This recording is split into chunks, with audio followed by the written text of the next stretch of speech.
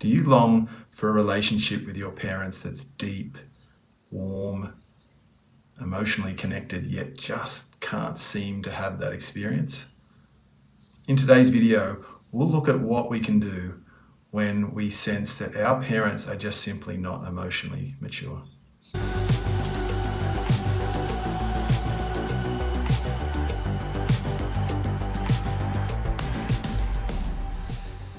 So first things first, it's not in your head. You're not imagining it. There's a very good chance that the experience you're having with your parents really isn't meeting the standards that you think is healthy for a dynamic to have. And some of the signs that could indicate that that is what's going on for you is that your parents are lacking in empathy or accountability. There's just no depth to the way they communicate. There's defensiveness. There's poor emotional regulation in the way that they communicate, being explosive, for example, passive aggressive, playing the martyr, attacking you for your decisions. And no matter how much you try to highlight that you're simply living your life and that everyone has the right to respect their ways of being and doing things, that your parents don't seem to be able to get on board with that. Or when you seek to share something with them on a deeper level, you just feel hollow afterwards. You're not alone in this experience. I think many people experience a sense of dissatisfaction given that each generation is coming from the set of beliefs that they were raised on and not necessarily evolving and progressing from what they were taught early in their lives. And so the first step is to let go of the fantasy of how things could be, holding on to hope that they are going to change, apologize, validate you, etc. This is just torturing yourself by doing this. So this acceptance and grieving the parents you really never had is important. Just acknowledging that people mature physically but not necessarily emotionally. And that doesn't mean that you have to cut them off, but it certainly helps you to adjust your expectations about how things will be going ahead. And just because you accept them doesn't mean you don't put boundaries in place. So boundaries are essential, really, in moving forward in a relationship where you feel like there's not the emotional maturity you would like. Healthy boundaries look like saying, I'm not available for guilt trips, I need space from you when you escalate like this. So verbalizing things or simply stepping away, telling them that there are certain things that certainly aren't open for discussion at times when they try to badger you into their way, that clearly aren't respectful of your different perceptions. And it's important to be aware that these boundaries aren't you punishing them. It's just simply self-respect. It's just being assertive. And that is always what assertiveness is in my definition, which is respect for self and others at the same time. So guilting yourself for being assertive, even though they will potentially try to make you feel guilty for putting those boundaries in place, is a choice that you have whether you actually take that on board or not.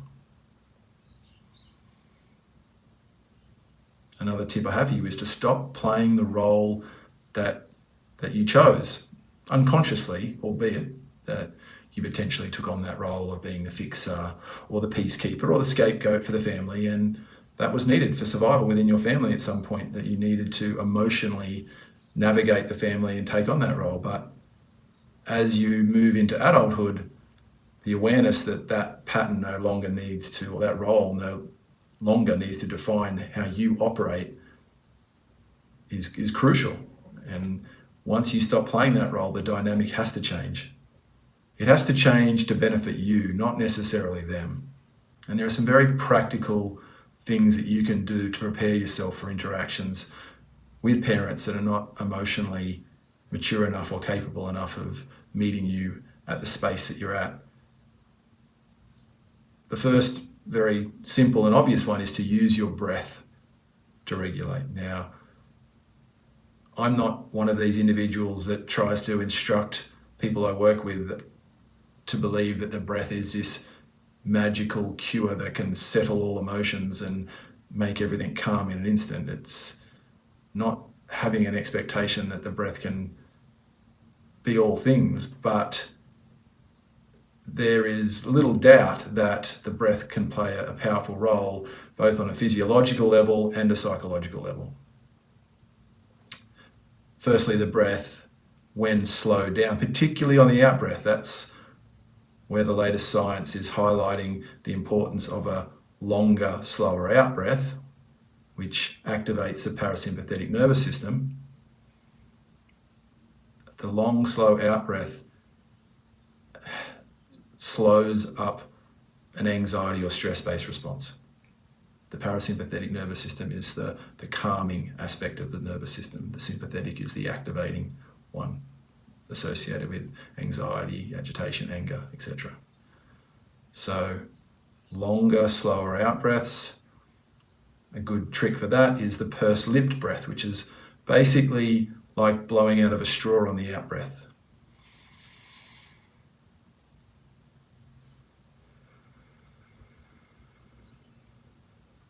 When I purse my lips and make a smaller hole, it takes longer for the air to come out. It's a beautiful way to control the out breath. Now you can use some of these pursed lipped, slower out breaths in the lead up to entering into, say, your parents' house for a visit or getting on a telephone conversation with them. But you could equally apply this in the middle of an interaction. They don't have to notice that you're breathing slower and longer. You can do it in a subtle way so that no one really detects that you're taking these different kinds of longer, slower out breaths. Another helpful, strategy would be to prepare ahead of time for some of these interactions that you have, knowing that they have certain ways of responding and expressing themselves that don't necessarily resonate well with your way of operating in the world, and to have a sense of how you're going to respond ahead of time. That can really help you from getting caught off guard. You can't prepare for everything they're going to say, but having some phrases that bring in that assertiveness and those clear boundaries is going to be helpful. And then from a more energetic or metaphysical perspective, spending some time getting your energy in the right space before an interaction with them. So firstly, that could involve feeling grounded, connecting into the moment. Some people like to go deeper than that and have a sense that they're connecting to the earth, sending energy or roots down into the earth. Also a connection to source, to something greater, with a connection going up through the crown of the head, and having that connection to, as some like to describe it, Mother Earth and Father Sky, as a grounding and connected experience before being around certain types of 3D energies. A very simple technique is also to imagine an energetic bubble around you. Maybe it's white or golden in colour, and that this bubble, as you maybe take a moment to meditate and create that around you before going into certain experiences, creates this sense of shielding or pushing away the energies that you don't wish to take on board when engaging with certain toxic types of emotions from others. It's also, of course, going to be very helpful to have some sense of compassion for why they are the way they are, to have an attitude of forgiveness and seeing that underneath their patterning that frustrates you is just some kind of trauma or neglect or poor modelling, some unconscious beliefs that they took on board that they haven't been able to move through. But having compassion does not mean dropping your boundaries or tolerating abuse or gaslighting or manipulation or anything like that. It is possible to hold both the clarity of what you need to do in that moment to sort of shield yourself while still having compassion for the fact that they are maybe stunted and haven't progressed in their personal growth from earlier in life. And as always, the deeper questions are worth asking. Why did I contract this? You chose your parents before you were born. Your soul contracted to have them as your parents. Where is the growth? What is the greater purpose for having them as your parents? Maybe this experience of, for example, having your voice quietened in early life experiences was to encourage you to step into having more of a voice. Or maybe the anger that you've naturally felt with their lack of sensitivity is an invitation to not take things so personally and to learn the process of regulating and depersonalizing situations. The challenges that your parents throw up as from being your parents are not by accident. You may never get the parent that you hope for or the parents that you hope for, but you can become the emotionally mature adult that you always hoped for and needed. Thanks for watching.